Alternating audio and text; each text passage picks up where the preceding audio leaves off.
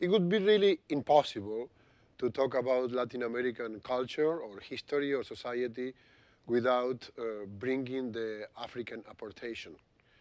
We need to remember that over 15 million people were brought from Africa over 400 years.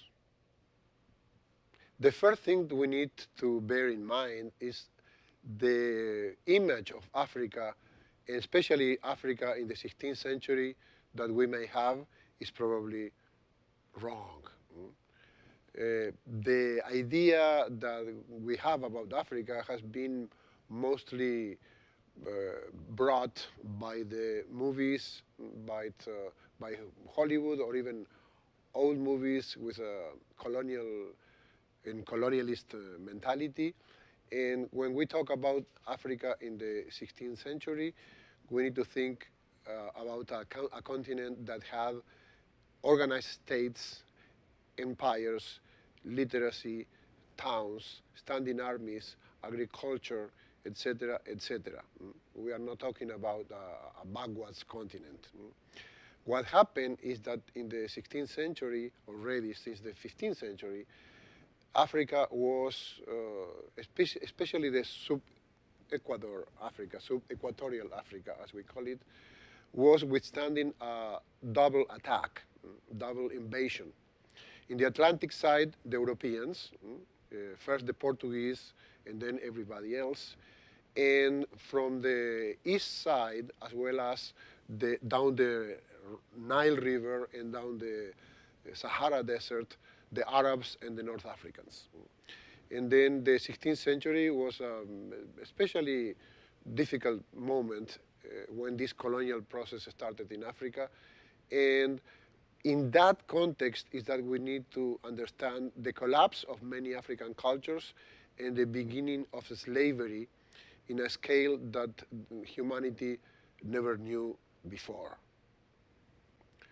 We are going to focus on the cultures of West Africa because for economical and from technical reasons, the slaves that were brought to the Americas were all coming from that part of Africa. Let's say between Senegal and Angola in the Atlantic coast of Africa. Bringing people from the other side of Africa across the Pacific Ocean would be impossible. It would take 8 months at that time, a time in which the navigation was so cumbersome and slow, etc. And then that means that up to some extent, the people coming to the Americas share some characteristics. Some ethnias, as the Yoruba, for example, provided millions and millions of the slaves. Yorubas ended up in the Caribbean area, ended in the United States, ended in South America, as far south as Uruguay, in the Pacific coast of the Americas too, in Peru, for example. And that's why when we analyze the Afro-Latin American culture, we find many traits that are common. Huge numbers of slaves were brought from the area around the Gulf of Guinea. Many more were brought, especially to Brazil, from Angola, because Angola was a Portuguese colony.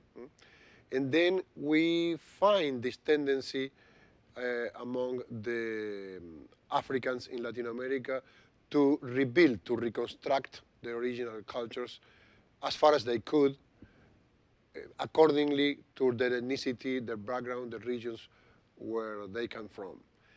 The other element is that, a negative element, we can say, is that the colonialists, whether in the United States or in the Caribbean area or in South America, they try to not allow them to concentrate or to rebuild the culture.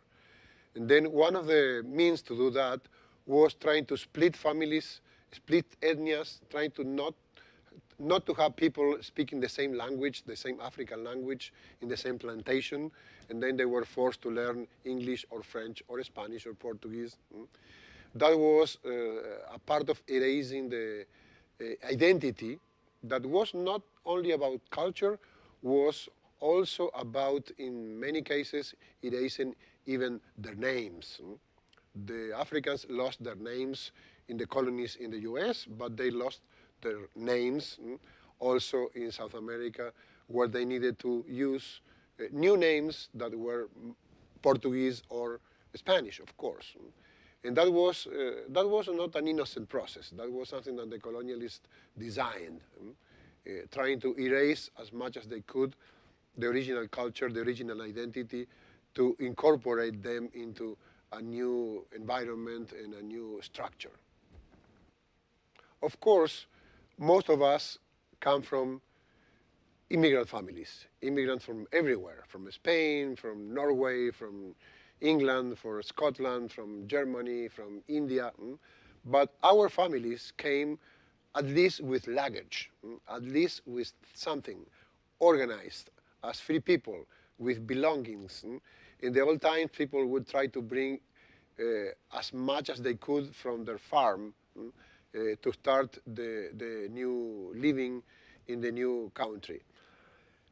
When we talk about the slaves, we talk about a completely different experience. We talk about people that were split from their families, split from their societies, brought almost naked, and with nothing else than their minds. No belongings, no material possessions at all, and at the same time not able to reproduce that because slaves were discouraged to reproduce their material culture, their African material culture in the new world.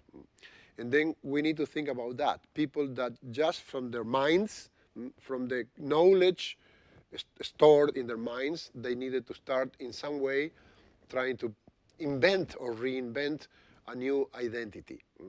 And then when we compare the Latin American culture, the Afro-Latin American culture with the African culture, of course there are differences. Of course, more than a reproduction is a refraction of what we can see in Africa. But also it's amazing that with no material elements and no books and no writing and no nothing other than their minds, the Africans and Afro-Latin Americans were able to rebuild in a huge extent the African culture in the new continent.